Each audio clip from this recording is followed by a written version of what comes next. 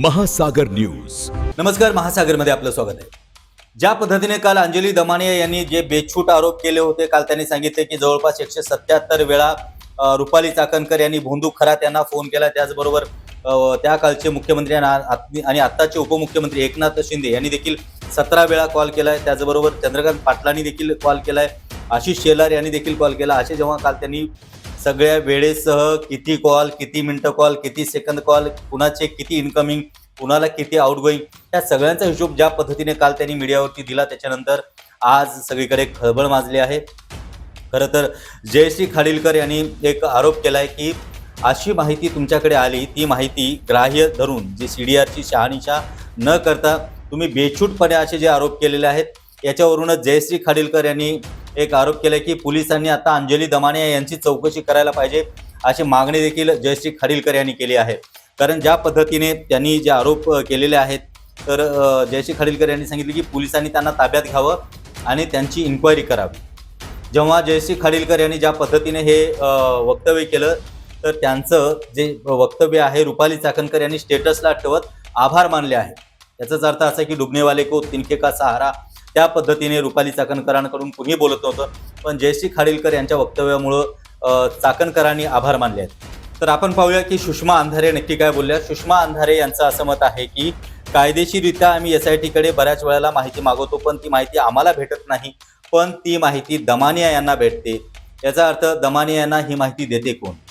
तर असा आरोप आज सुषमा अंधारे यांनी केला. पण सगळ्यात मोठं वक्तव्य येतं तिथे संजय राऊत यांनी काय वक्तव्य केलं. जेव्हा त्यांना प्रश्न विचारण्यात आले, पत्रकारांनी जेव्हा प्रश्न विचारले, तेव्हा त्यांनी सांगितलं की सगळी माहिती मुख्यमंत्री कार्यालयातून अंजली दमानिया यांना देण्यात आली आहे आणि अशी वैयक्तिक माहिती कोणीही देऊ शकत नाही, असं त्यांनी सांगितलं आहे. त्याबरोबरच त्यांनी हे देखील सांगितलं आहे की BJPचा अंजली दमानिया यांच्यासोबत संबंध आहे.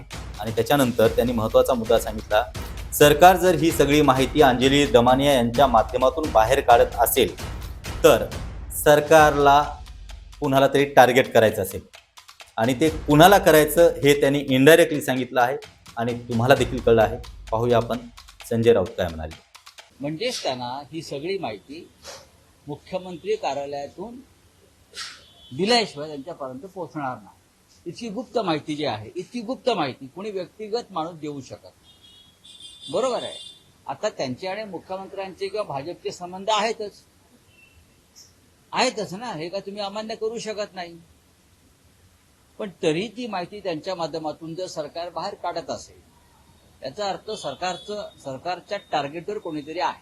म्हणजे देवेंद्र फडणवीस यांच्या टार्गेटवर त्यांनी एक निशाणा धरलेला आहे.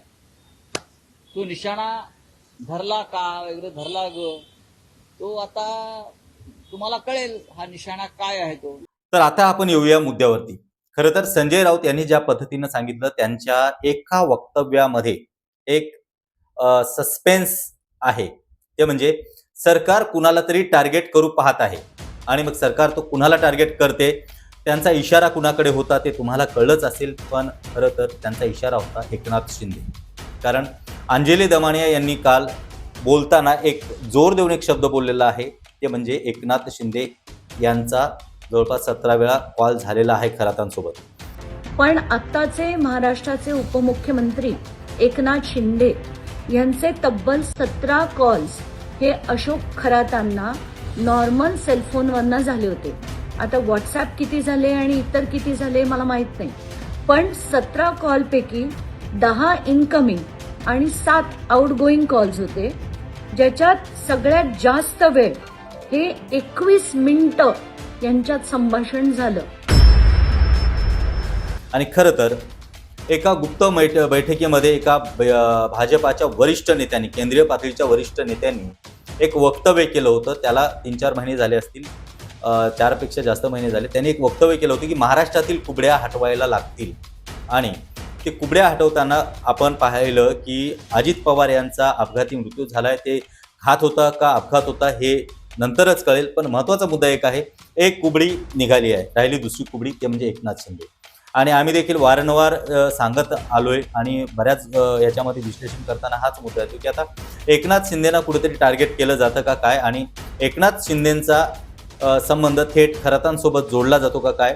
कारण खरं तर याच्यामध्ये विनायक राऊत यांनी देखील एक आरोप केला होता की एकनाथ शिंदेंना ज्या पद्धतीने ते गुवाहाटीला गेले होते, त्या गुवाहाटीला जाण्याचा मार्ग कोणी दाखवला, ही शंका देखील तेव्हा विनायक राऊत यांनी उपस्थित केली होती. खरं म्हणजे दीपक केसरकर यांचीच यासाठी चौकशी करण्याची आवश्यकता आहे. असं म्हटलं जातं की एकनाथ शिंदे यांना कॅप्टन खरातांचा रस्ता दीपकभाई केसरकरने दाखवला आणि गुवाहाटीचा रस्तासुद्धा खरातांनी ह्या सर्व मंडळींना दाखवला. त्यामुळे भ्रष्टाचारी आणि अत्यंत कलंकित असलेल्या कॅप्टन खराताच्या जाळ्यामध्ये जे मंत्री आहेत किंवा कॅप्टन खरातांच्या सेवेमध्ये जे मंत्री मग्न झाले होते त्या सगळ्यांची मंत्रिमंडळातून हकालपट्टी होण्याची आवश्यकता आहे. आणि खरं तर बघायला गेलं आपण बुवा बाबांसोबतचे सगळे व्हिडिओ आता पुढे यायला लागले. यापूर्वी गोगावले यांनी देखील एक पूजा केली होती घरी, आघोरी पूजा केली होती, ते व्हिडिओ खूप व्हायरल झाला होता. मग हे सगळे बुवा बाबाकडे गेले आणि हे सगळ्या आघोरी पूजा किंवा हे सगळ्या वैयक्तिक स्वार्थासाठी त्या खरातांसोबत सगळेच राजकीय नेते, म्हणजे जवळपास आता आरोप होतो की 40 राजकीय नेते, म्हणजे त्यात मंत्र्यांचा देखील सहभाग आहे, हे सगळं सरकार चालवत होते. बाबा चालवत होते का मंत्री चालवत होते माहिती नाही, पण सगळे मंत्री बाबांच्या इशाऱ्यावरून हे सरकार चालवत होते, असं हे स्पष्ट चित्र इथं दिसून येतं. खरं तर आपला वैयक्तिक स्वार्थ साधण्यासाठी प्रत्येक माणूस बाबांचा सहारा घ्यायचा. बरं, या संदर्भात आमची महासागरची टीम जेव्हा त्यांच्या गावी पोहोचली होती, गावच्या लोकांशी बोलताना, चर्चा करताना गावच्या लोकांनी सांगितलं की आतापर्यंत खरात यांनी सांगितलेले जे अंदाज आहेत ते बरेचसे अंदाज अगदी तंतोतंत जुळल्या गेले, त्यामुळे लोकांचा त्यांच्यावरती विश्वास बसला. त्याचमुळे कदाचित या राजकीय नेते मंडळीचाही त्यांच्यावरती विश्वास बसला असावा आणि त्यांना असं वाटलं असावं की माझा उद्धार फक्त बाबाच करू शकतात. आणि त्या बाबांकडे एकनाथ शिंदेंना घेऊन कोण गेलं होतं तर दीपक केसरकर. बरं, त्यात काल ज्या पद्धतीने सांगितलं अंजली दमानिया यांनी एक त्यात हेही सांगितलं की दीपक केसरकर यांचे अतिशय निकटवर्तीय दीपक लोंढे यांनी जवळपास 189 वेळा कॉल बाबांना केला होता.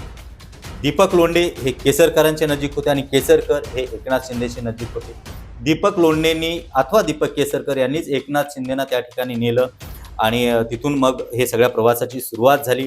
तिथूनच पक्ष फुटला की काय असा आरोप देखील विनायक राऊत यांनी केला होता. आणि त्यालाच धरून आता पाहतोय की सरकार कोणाला तरी टार्गेट करू इच्छिते, असं ज्या पद्धतीने संजय राऊत यांनी सांगितलं त्याच्यावरनं कोण टार्गेट होऊ शकतं हे आम्हाला कळलं आहे. पण आपण येऊया निष्कर्षाकडे. बघायला गेलं तर महाराष्ट्राची जनता उभ्या डोळ्यांनी पाहत आहे. आज TV लावली किंवा सोशल मीडिया लावला, सकाळपासून संध्याकाळपर्यंत बाबांनी हे केलं, बाबांनी ते केलं, बाबांचं हे प्रकरण बाहेर आलं, बाबांचं ते प्रकरण बाहेर आलं. काही खरं तर महाराष्ट्र सोडा, महाराष्ट्राच्या बाहेरून हिंदी भाषिक सुद्धा रील यायला लागल्यात. म्हणजे दिल्लीपर्यंत का होईना हे प्रकरण पोहोचलं आहे. भारताच्या कान्याकोपऱ्यामध्ये ह्या बाबांची लीला पोहोचली आहे. त्यामुळे सोशल मीडियावरती रीलच्या माध्यमातून बाबा एवढे फेमस झाले की भयंकर. पण पुढच्या पिढीवरती याचा काय परिणाम होणार?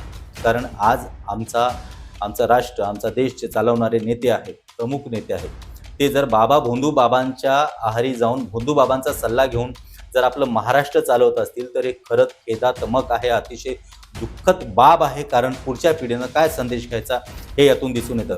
आपण पाहतोय की ज्या पद्धतीने जेवढे मंत्री आहेत, म्हणजे आता विचार करा की शिक्षण मंत्री आहे, मग त्यांनी शिक्षण मंत्र्यांनी बाबाकडे का जावं? म्हणजे त्यांना शिक्षणात सुधारणा करण्यासाठी किंवा बाबांकडून काहीतरी संदेश घेऊन आपल्या शैक्षणिक याच्यात टाकण्यासाठी तर तो गेला नसावा. किंवा आरोग्यमंत्री तिथे का गेले असतात? जेवढे मंत्री आहेत त्याच्यामध्ये 40 लोकांची नावं आहेत, हे सगळे बाबांकडे का जात होते? तर आपल्या राष्ट्राच्या हितासाठी नाही, तर आपल्या स्वतःच्या स्वार्थासाठी. यापूर्वी आम्ही तुम्हाला सांगितलं की चंद्रकांत पाटील यांनी देखील खुद्द मला मुख्यमंत्री पद मिळावं म्हणून बाबाकडे जाऊन आघोरी पूजा घातली, अशी माहिती देखील समोर आली होती. त्यामुळे यात नक्की कोण कोण अडकल्या गेले आणि जर बाबांनी तोंड उघडलं तर काय होईल हे पाहणं गरजेचं आहे. या ठिकाणी अंदाज कितीही वर्तवत असतील तरी पुन्हा एकदा सांगतोय, या प्रकरणावरती बोलणारे जे नेते आहेत किंवा जे कोणी पुढारी आहेत किंवा महिला पुढारी आहेत, या गोष्टीला जे वाचा फोडत आहेत, खरं सांगायचं म्हटलं तर एका बाजूला महाराष्ट्राची दयनीय अवस्था झाली आहे. लोकांना गॅस सिलेंडर भेटत नाही आहे. बरेचसे माणसं आपल्या गावाकडे जात आहेत, त्यांना काही लोक अक्षरशः उपाशी आहेत, सिलेंडर भेटत नाही. अशा परिस्थितीमध्ये त्यावरती कुणीही बोलायला तयार नाही आहे. गारपीट आणि पावसामुळे शेतकऱ्यांचं प्रचंड नुकसान झालंय. शेतकरी मेटाकुटीला तर आला, पण शेतकरी आता तो रडायचं तर कुणासमोर रडायचंय? कारण सरकारकडे यांच्याकडे शेतकऱ्यांकडे लक्ष देण्यासाठी किंवा शेतकऱ्यांसाठी काही करण्यासारखं असं शेतकऱ्यांना तरी कुठं दिसत नाहीये. सगळ्या बातम्या सकाळपासून संध्याकाळपर्यंत एकच आहे, ते म्हणजे भोंदूबाबा. त्यामुळे मंडळी, खरं तर आपला महाराष्ट्र कुठे नेऊन ठेवला हे आता म्हणण्याची वेळ आली आहे. पण नक्की उद्या काय होतं ते पाहणं गरजेचं आहे. आमचा व्हिडिओ आवडला असेल तर नक्कीच लाईक करा आणि कमेंट बॉक्समध्ये आपल्या प्रतिक्रिया आम्हाला नक्कीच कळवा.